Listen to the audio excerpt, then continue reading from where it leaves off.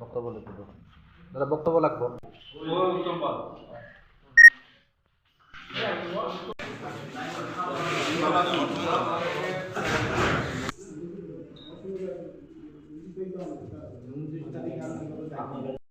Agartala town hall. আপনারা জানেন এই সময়ে আমাদের পার্টি সম্মেলন প্রক্রিয়া চলছে। ইতিমধ্যে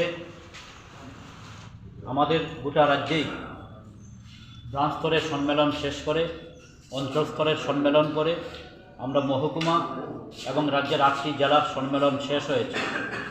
আগামী 29 থেকে 31শে জানুয়ারি আগরতলা টাউন হলে আমাদের রাজ্য সম্মেলন। এই সম্মেলনকে সফল করে তোলার আহ্বান জানিয়ে আমরা খোয়াই মহকুমা কমিটির পক্ষ থেকে আজ এই রক্তদান শিবিরের আয়োজন করেছি।